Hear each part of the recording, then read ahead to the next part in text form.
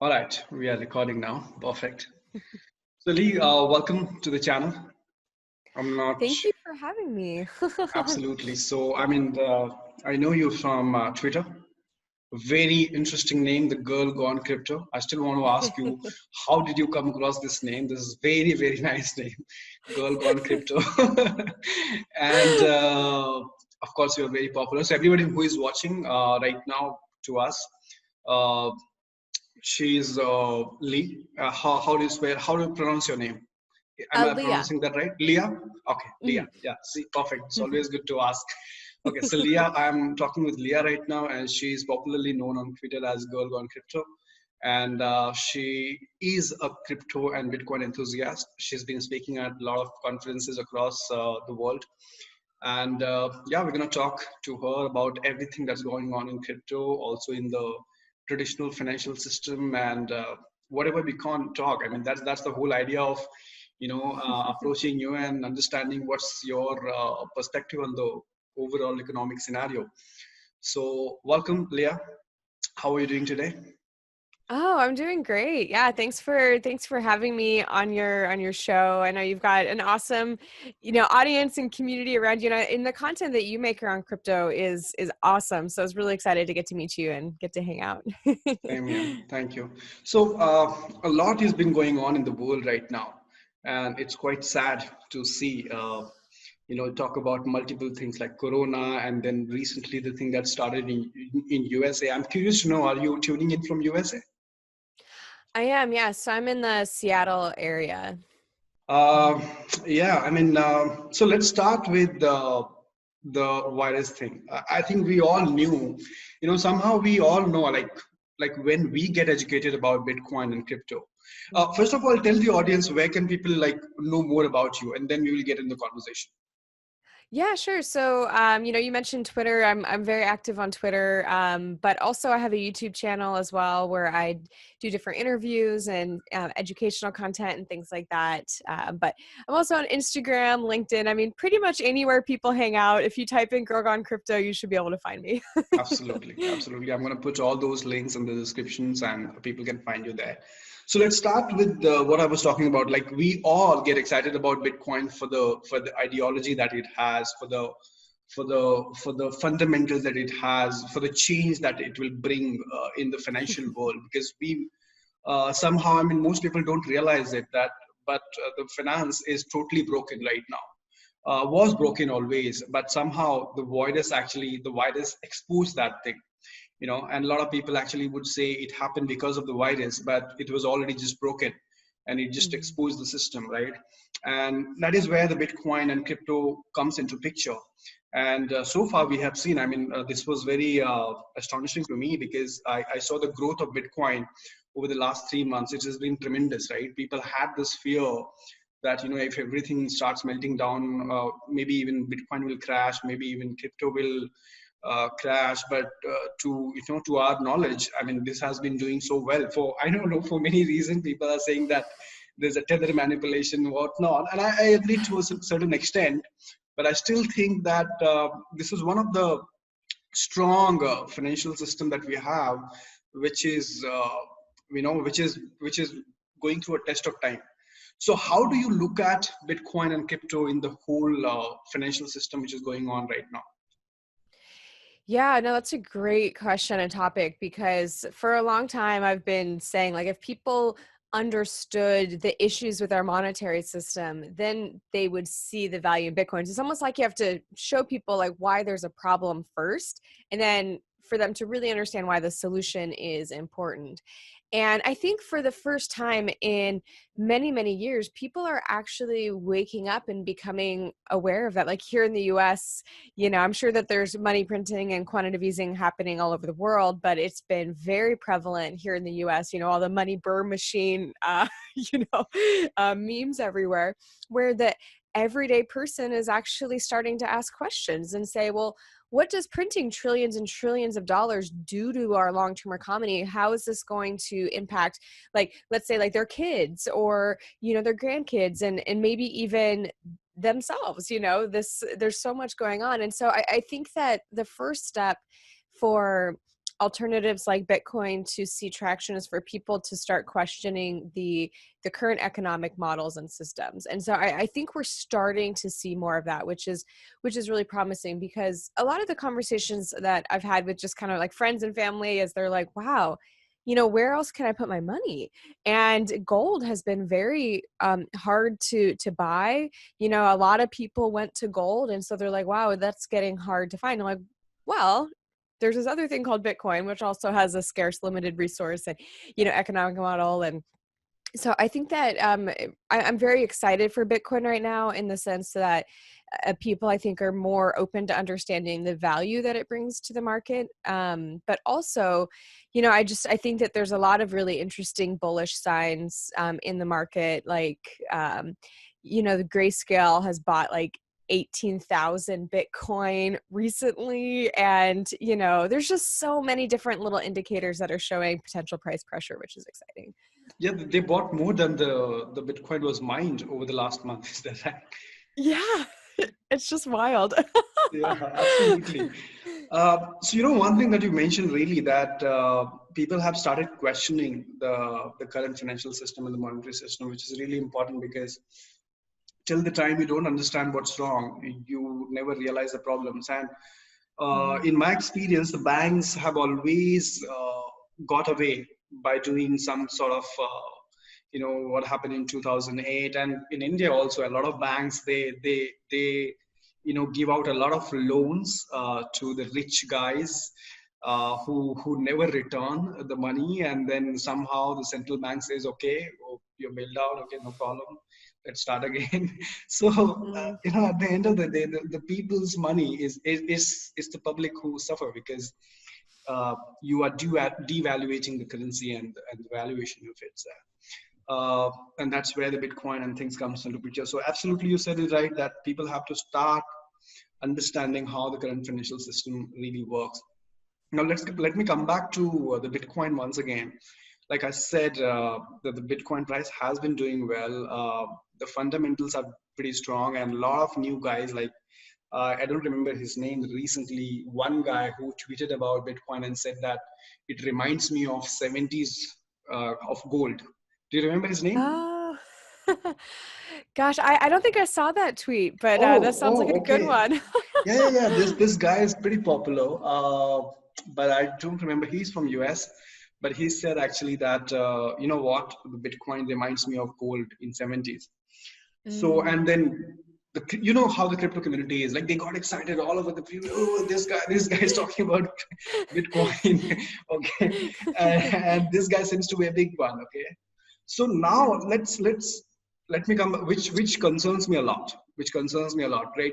At times I do think that there's some sort of manipulations with Bitcoin which is going on. There's no doubt there are new investors coming in, there are retail investors coming in, and people are understanding the questioning the financial system, like you said, and they are jumping onto the Bitcoin because for many reasons, maybe because it is the investment which excited them, or maybe say they saw the fundamentals. Because I really think that most of the people are just excited about the investment part of it, and they don't see the ideology, which concerns me a little bit.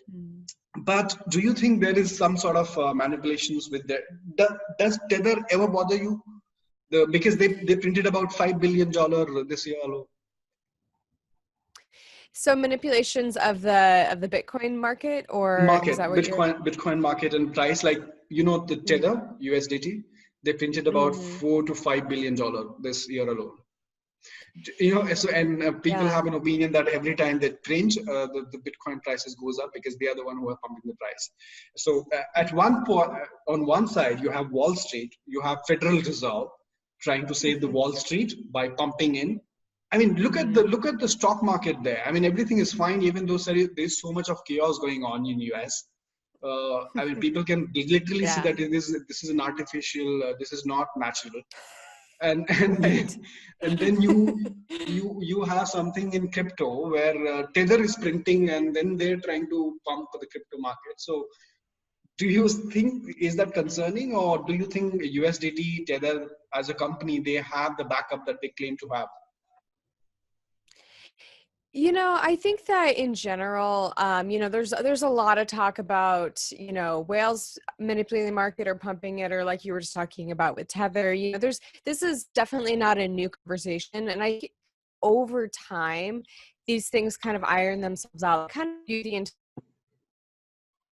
experimental in one way or another, right? Like we've got all these different blockchain protocols, we've got all these different markets, different things going on, and everyone's just really trying to experiment and find out what works, what the market wants, what people will actually use. And, do I think that Tether, printing extra, if you will, is good? I mean, that's to be seen, but ultimately, I think that I believe in the free market and that people will end up using, and the price valuation will land where it's to be. And but in the short term, is that having an impact on the price? Quite possibly. But I tend to be more in the hot camp, watching the really daily price action kind of camp. And so like for me, I'm not overly worried about it because I do think in the long term everything shakes out how it should. So Yeah, you're right. I mean, this manipulation, if there is at all, wouldn't affect Bitcoin in the longer run. I agree with you on that. So, how do you see the current scenario in Bitcoin? Like, what is it that excites you more at this point in time, or any other project that you are very excited about? And what are your views on altcoins, really? Because a lot of altcoins have come out and they have promised something or the other, but only few has been able to deliver it on the promises that they've made. And still, we have the new projects coming in. How do you see the alt markets, and any project that you're particularly excited about right now? mm. Yeah, that's a good question. So it's kind of funny. So I got into the space kind of early 2017. And so I got to experience the whole big last run. And so when I first got into the space, like it's interesting because actually Cointelegraph put out, I think it was Cointelegraph, put out a research article recently saying that most people get into Bitcoin first and then get into altcoins. Actually, maybe it was CoinMarketCap, but they did like a whole kind of analysis. Yeah. And it was kind of the opposite for me. At first I was more interested in altcoins because I was seeing them going crazy, and like for me it was just kind of more fun. I had some Bitcoin, but I was a little bit more interested in like I thought these altcoins like just seemed a little more fun, to see what would happen. And then I got like really, really wrecked.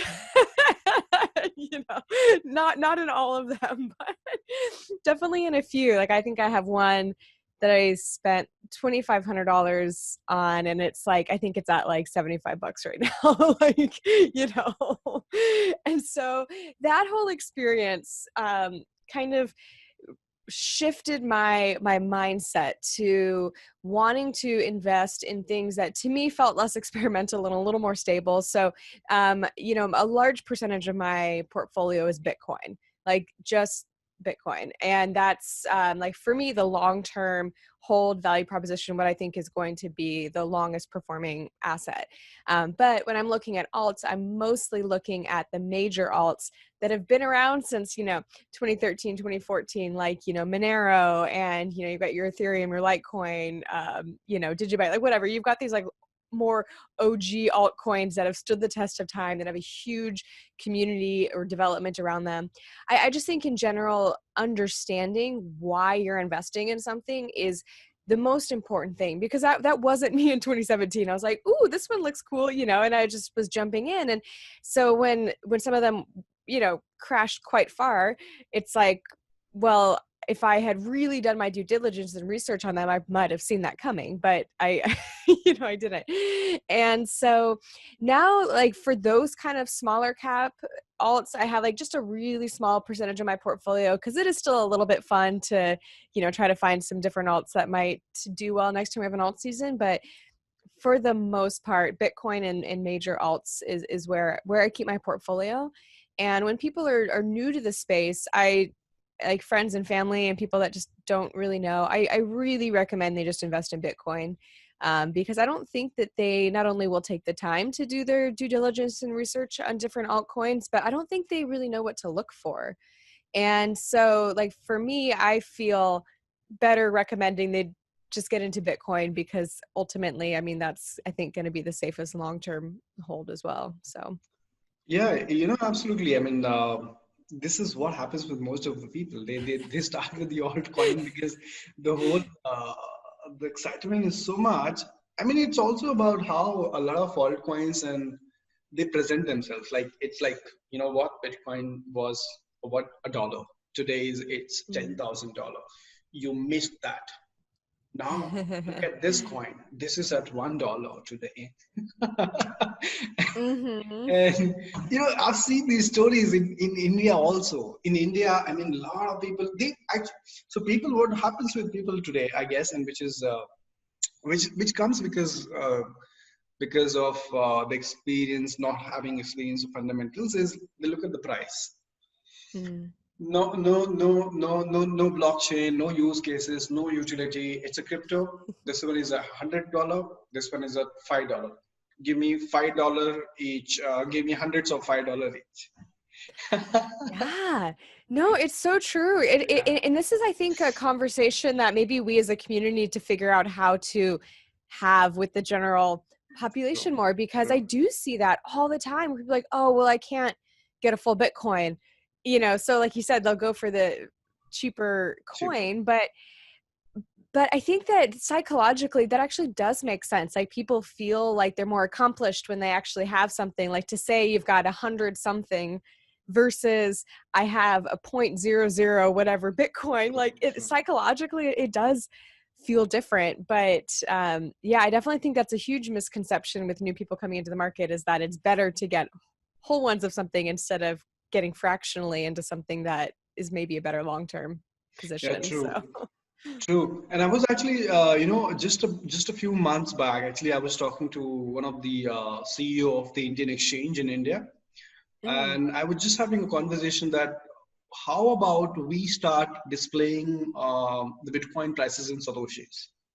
So instead of mm. putting it like for 1,000 rupees you get 0.001 BTC, for 1,000 rupees you get like 100,000 satoshis. Right. So it looks better, right? So 100,000 satoshis I got, or maybe we are actually heading somehow we are heading, because I recently read the tweet by Jack Dorsey where Mm, he on Square app he has this weekly where you can buy weekly sats. So you can buy 1,000 mm. sats every week or 10,000 sats week. So it Right. sounds too much, right? It's 10,000 sats instead of 0 point. So that's quite a fascinating idea. Let me just switch on the AC because I'm Oh, okay. forget me. I'll just come Sure. back. Okay.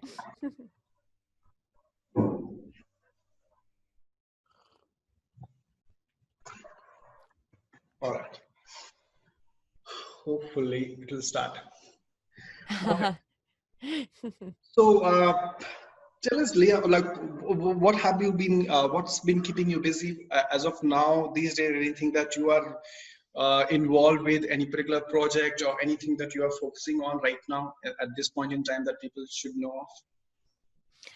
Yeah, so I mean, for me personally, I've been really focusing, and during this like kind of quarantine time at home, Yeah. to just spend more time creating more content, doing more interviews, coming and hanging out on shows, and doing things like that. So that's been really nice to kind of have that extra focus.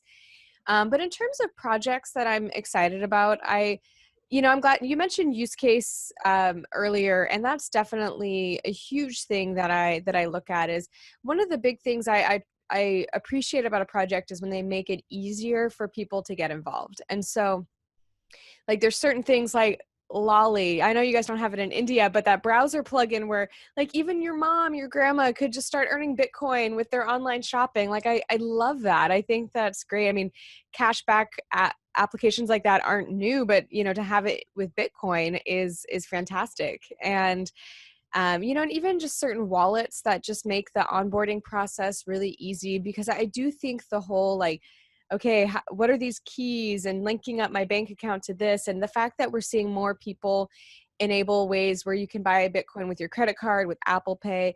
I mean, obviously, I think there's going to be a little bit bigger fees on that, but the fact that people can do it, I think is going to be really easy, like really important for adoption. So some wallets that I like that I think are doing a good job is like Edge Wallet, Shapeshift. They're really great. Um, I just think in general, any project that can make the entry point feel easier and feel less like this tech nerdy thing and more like just a process they're used to, where it just looks like maybe something they would do with their bank or with an app, I think is important. So Yeah, I like the Lolly app. I have it in my browser actually. I love it because oh for do you yeah, because I haven't used it though, but it just like if you buy anything, you get sats, right, as a mm-hmm. cashback, Satoshis, and that's so cool. And you're right. I mean, it's all about making the onboarding of new users easier. And I also have exchanges in India which like they don't have like trade orders. So if I am a new person, I just sign up Mm. on the exchange. I see the price, like buy price and sell price, and then I just put in the amount of 1,000 rupees or 10,000 rupees and simply buy it. So I don't have to go through the order of green and then red. That's so complicated. For the new one, like, am I here to trade or what? Exactly. That's So I think that's happening for sure. I want to know your perspective about the dollar. How do you see dollar performing, or how do you see the future of US dollar after all this? Like Mm. after so much of printing that you mentioned is going on, how do you see the future of dollar after the coronavirus thing? And do you think that will impact Bitcoin price and crypto in general? If do you see US dollar not being uh, as dominant money as it is today after Corona world? Whether it will happen now or, another 10 years from now, when the next time we have a big crash, or another 10 years from now, I do think that the writing is on the wall in terms of we keep just kicking the can down the line and barely scraping it by and putting band-aids on gushing wounds and printing money and, buying up stocks to prop up the market and bailing people out. And so this obviously isn't sustainable. And the fact that it's just absolutely escalated since 2008. Like in 2008, we were like, wow, they printed billions of dollars. Can you believe it?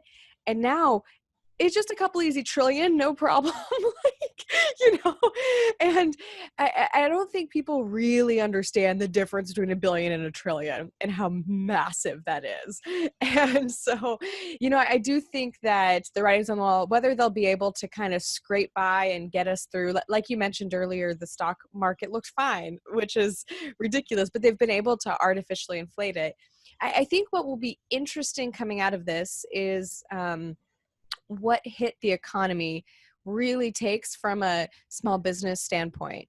I think that a lot of these big companies will end up getting bailouts even more than they have, we've had quite a few different, like these PPP program where, it's a stimulus program where they're just giving out millions and millions of dollars to companies.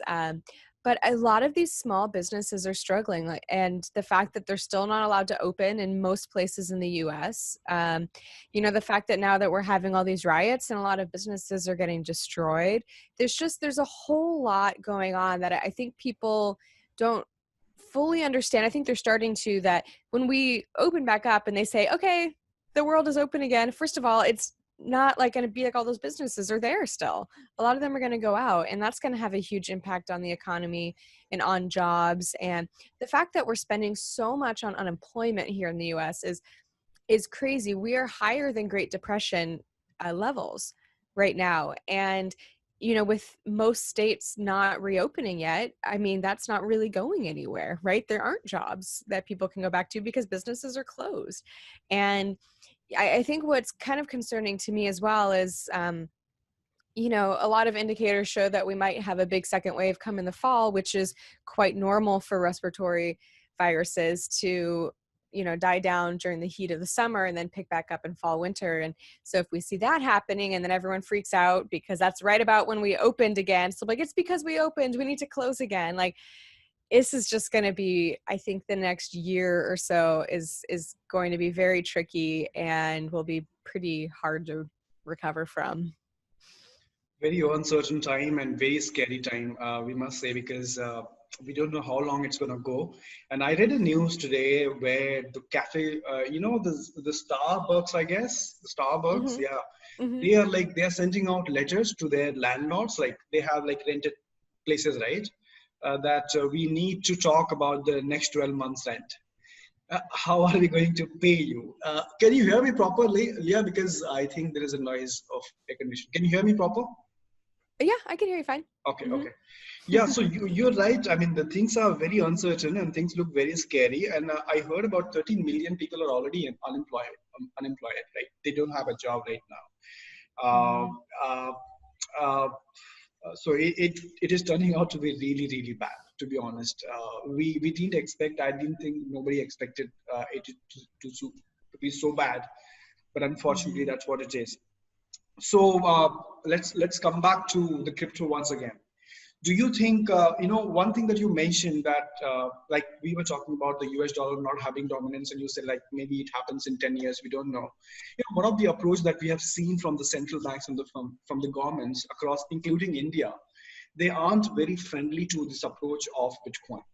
Recently in Mm. India also, the Central Bank of India like had said that nobody should be dealing with Bitcoin, nobody should be buying and selling crypto. The Oh, and wow. the exchanges, like I remember around one, two, three, three exchanges shut down because of that, right? Mm. Because Wow. they didn't have a bank account to deal with. Like if people don't open a bank account, and if they don't have a bank account, like if I'm an exchange, obviously I need a bank account to operate my business, right? Mm. So that's what happened. It went on for 2 years, and then the case went to the Supreme Court. A lot of exchanges came together and said that this is not right. They should give us the bank account, because as per the law, they are supposed to give us the bank account. And the Supreme Court said yes, you are right. And RBI had to, the Reserve Bank of India, the Central Bank of India, they had to take back their decision in India. Wow. So it's just about 2 months now, the all exchanges started again in India. So people were trading earlier also, but they were doing peer to peer. So Mm. peer to peer, but now it is happening through the exchange. So from that point, now India has picked up. So I was talking to a couple of exchanges in India, and they are saying the number of users have gone up. Mm. Mm-hmm. There are more people who are registering. And imagine for a country like India, which is 1.3 billion people, it's a huge number, just next to China, right? And Yeah. we usually have this issue of unemployment, and because we have so much of people, so many people, how are you going to feed all of them?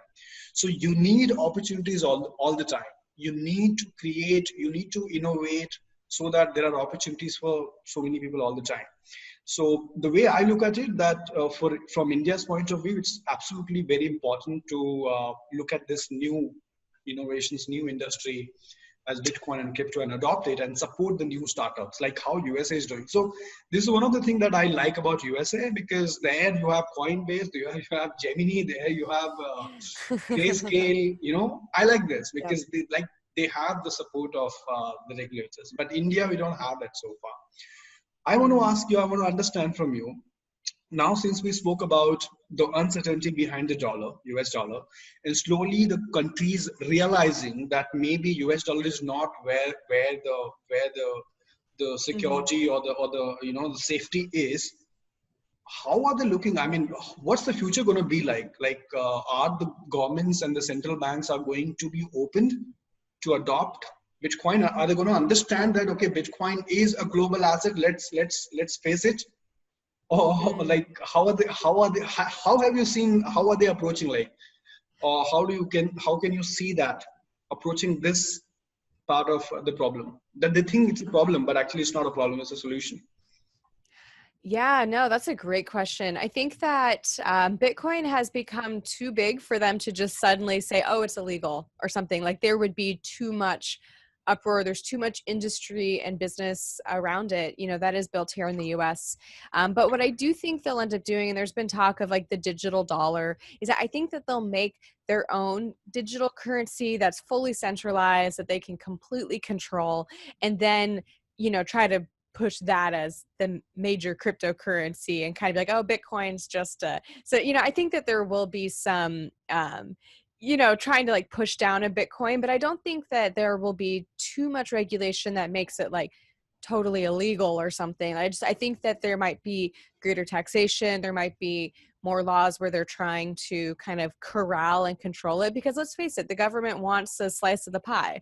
They always do, right? Yeah. And so they right now they haven't quite figured out how to do that. And obviously it kind of depends on whether people buy their Bitcoin through exchanges, which is then traceable, or if it's more peer-to-peer and more, um, decentralized exchanges where it's less, apparent.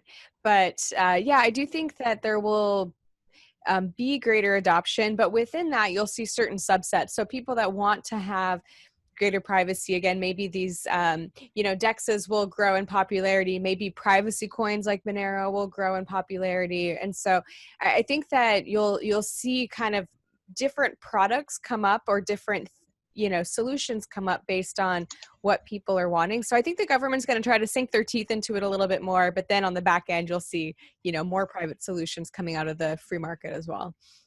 Yeah, you said that right. I mean, that's the right way to go, actually. Let the innovations come out, and let's regulate them, and let's also have our pie. Like, let's also have our digital, like CBDC, which all the banks are probably coming in. And so I think that's the right way to go. And countries like Japan, they have already demonstrated how to go about it. And USA has demonstrated. So maybe that's the way to go about. Okay, before we wrap this up, I want to know your opinion about Ethereum, because I'm really scared of how Ethereum is going to migrate to Ethereum 2.0. The whole migration process of Ethereum 1 to Ethereum 2.0 and the POS. And so far, I'm telling you, none of the POS blockchains have really shown anything significant. How do you see it? Do you see Ethereum, like we are talking about DeFi, and DeFi is such a backbone for the decentralized finance, as we want to call it. But do you think Ethereum 2.0, what are your thoughts on Ethereum and Ethereum 2.0? Yeah, so Ethereum is not a coin that I really have spent, I don't spend a ton of time in. I actually more recently have wanted to kind of expand my knowledge of Ethereum, and so I've been bringing more people and Ethereum projects onto my channel. It's kind of a fun way that I like to do it. If there's something I don't really have if I'm not deep in their community, I'm like, I'll just start bringing more projects from that on my channel so I can learn more. So, recently I've had a few Ethereum projects on, but, in general, yeah, I think that like I said in the beginning, it's all an experiment, right? And we're all just trying to see what the market wants, what people want, what is going to happen, what's going to work. I'm pretty heavily involved in some DPoS, delegated proof of stake, blockchain systems, and that's seen some issues with Justin Sun and centralization and whatnot recently, but it's, again, that kind of comes back to the fact that it's just all an experiment and we're learning things. And so yeah, that's kind of my general approach when someone's trying something new. You got Ethereum 2.0 coming out, is like, well, the market will let everyone know if that works out. Yeah, honestly, I am a little skeptical of Ethereum 2.0. After reading all that, I am, but let's see how it turns out. But overall, I think we are heading somewhere. I love the way the Bitcoin is being adopted. I think as long as the Bitcoin is stronger and it's getting stronger, I think we will have a good future, because that's where everything, that is sort of showing the path on how to go about it to every altcoins. Leah, thank you so much. It was amazing have you. Anything that you want to share, anything exciting that you want to share that we haven't spoken on this conversation? I just want to say thanks for having me on your show. It's been really fun to get to meet you and get to hang out and just chat about Bitcoin and the markets and everything that's going on. So I just really appreciate you taking the time to hang out and have me as a guest. Thank you so much. I mean, it's always lovely to talk about Bitcoin, and especially from someone from another state, because it gives you so much of insight. Like I always have this thought in my mind that we like a common language and common emotions, music, dance. Yes. These are really the common thing around the world, right? Like wherever the human live, they love music, they love dance, they love and then now you have Bitcoin, which is like standard. I love that. All right. Thank you so much, Leah. And again, I'm going to post your social media links in the description. And guys, if you're watching, you can just go ahead and follow her. Thank you so much. It was great having you, and looking forward to probably many more like this. Oh, awesome. Thanks. Thank you so much, Leah.